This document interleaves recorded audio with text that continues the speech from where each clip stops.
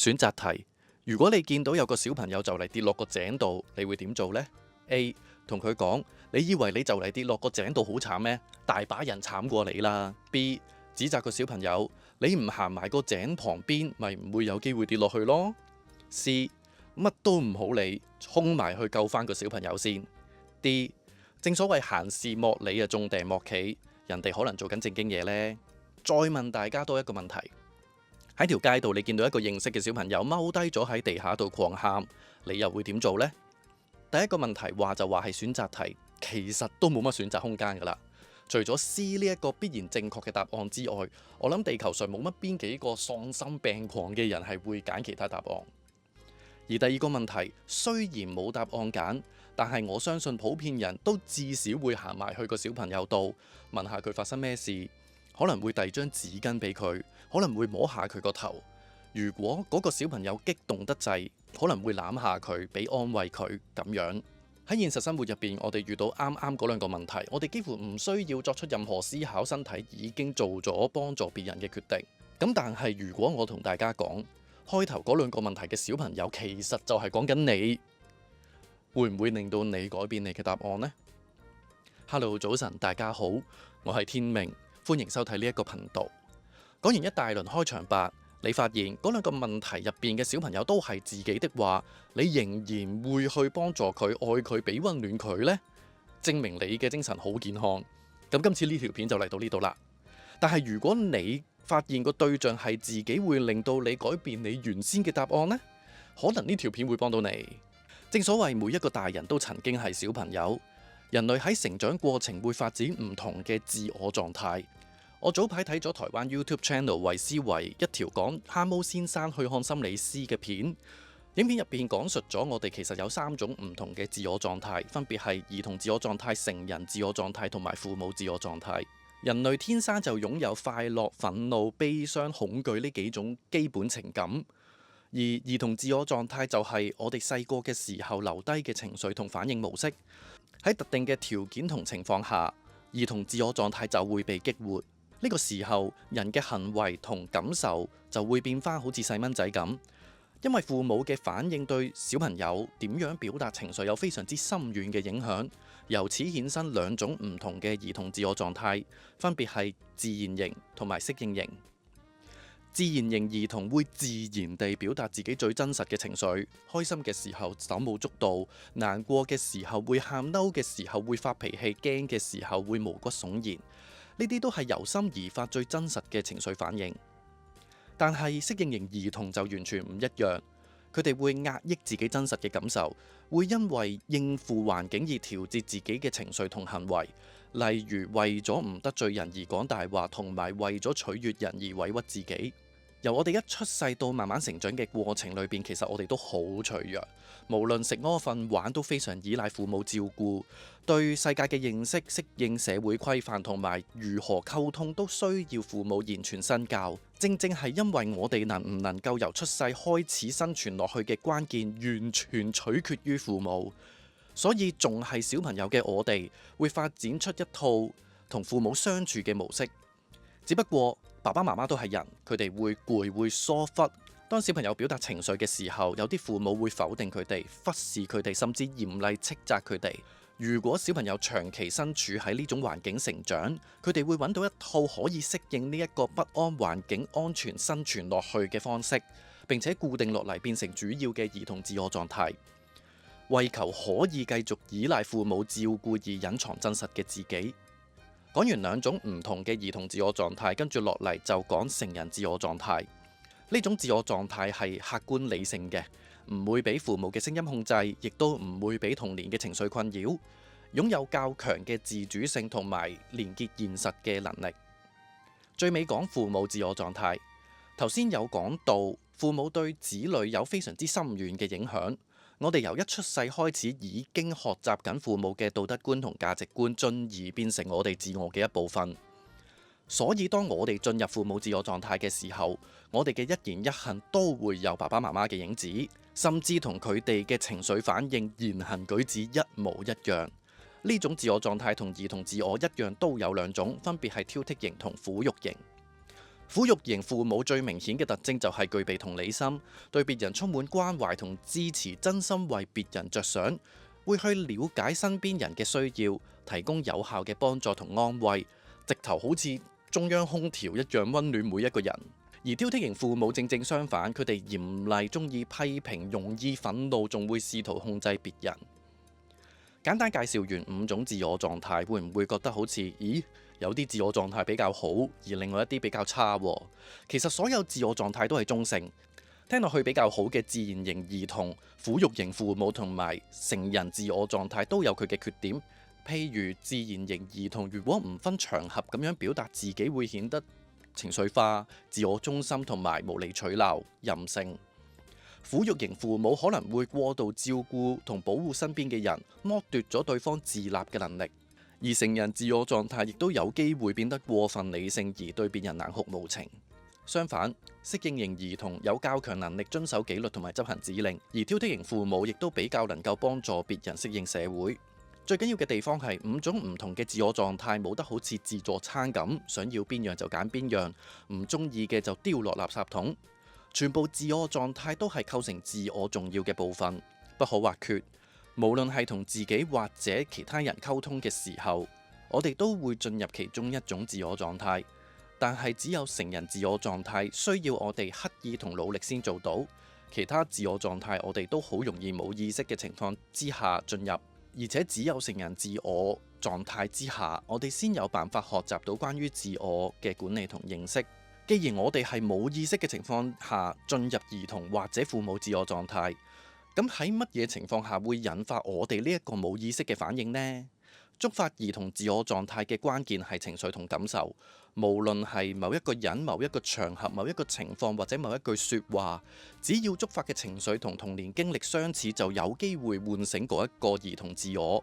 可以係被上司怪責嘅時候，令你回憶翻起父親嚴厲嘅身影，亦都可以係受到挫折嘅時候，令你回憶起細個唔見咗玩具嘅感覺。當我哋需要回應外界或者自己反應嘅時候，就有機會觸發父母自我狀態。可以係同人爭論嘅時候，特別係認為自己正確或者其他人錯誤嗰陣，亦都可以係照顧其他人嘅時候。有趣嘅地方係，父母自我狀態無論係挑剔型還是係撫育型，都唔淨止係對外。頭先有同大家提到過一本書《蛤蟆先生去看心理醫生》入邊，蛤蟆先生嘅挑剔型父母自我狀態就係針對翻自己。啱啱講到進入成人自我狀態需要我哋刻意同努力，呢件事唔容易，但係有幾種練習可以幫到大家熟能生巧。第一種就係練習覺察同埋暫停，因為我哋係冇意識嘅情況下進入父母或者兒童自我狀態。由引發條件出現到大腦作出回應，最後情緒流露嘅時間非常之短，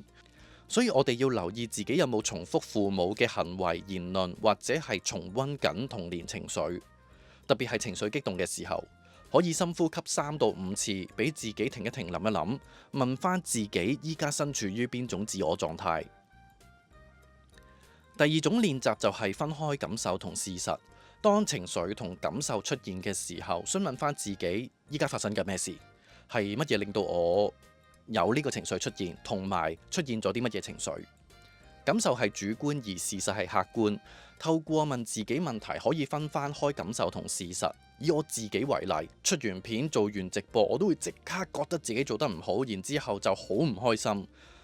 望翻轉頭，做完直播係一個事實，但係伴隨住觀點唔一樣，可以產生唔一樣嘅情緒。我之前嘅觀點係覺得自己做得好差，而呢一個係不能夠改變嘅事實，之後就搞到個人好抑鬱。我依家嘅觀點就係有好巨大嘅進步空間，而我係可以一步一步咁做得更加好。透過區分感受同事實，除咗可以有效咁樣檢視感受嘅合理性之外，仲可以幫助自己專注喺客觀嘅事實之上，避免自己變成挑剔型父母鞭打本王，或者係適應型兒童自我懲罰。第三種練習，咩時候都做得，特別係認為自己冇乜進入過成人自我狀態嘅朋友，就係自我暗示，時不時用帶住肯定嘅口吻同埋情緒同自己講：依家已經唔係細個嗰陣，我亦都唔係我老豆老母，我有能力做出唔一樣嘅決定。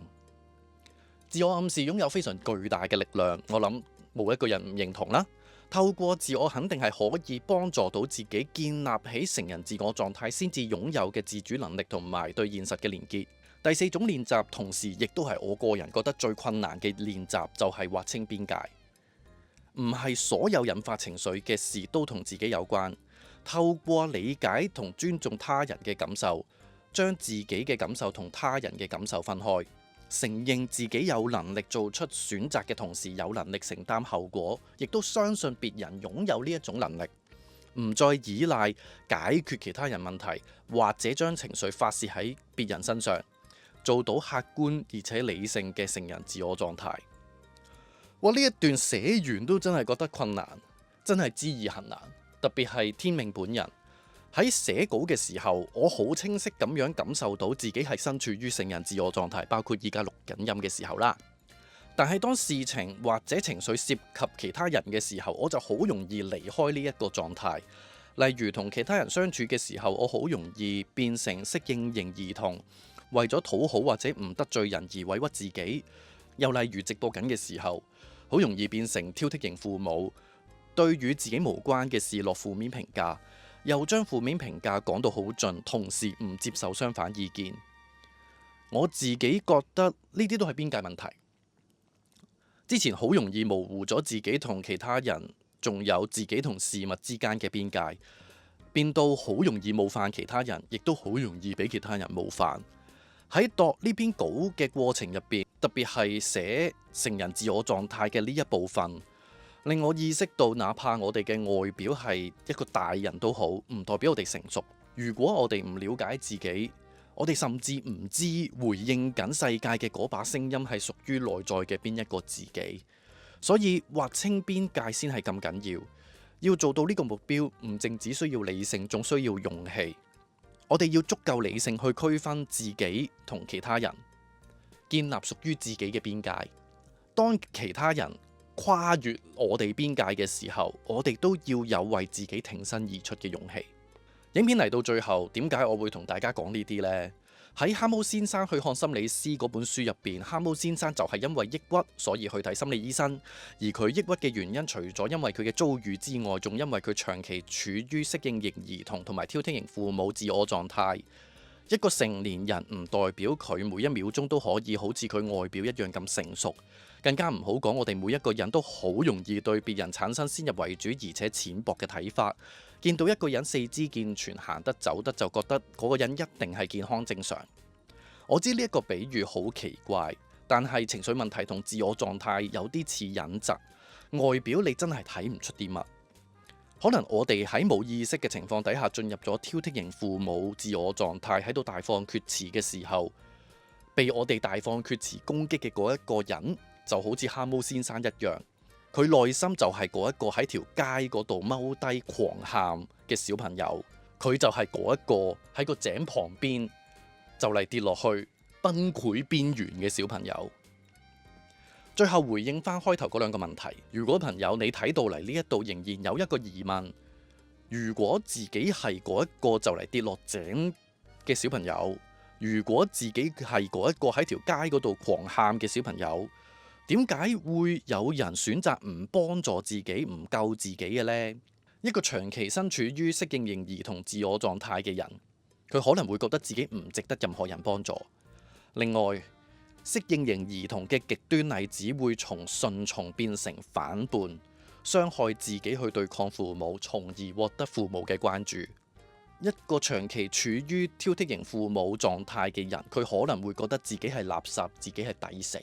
講完自我狀態入邊父母、成人、兒童三種人格結構，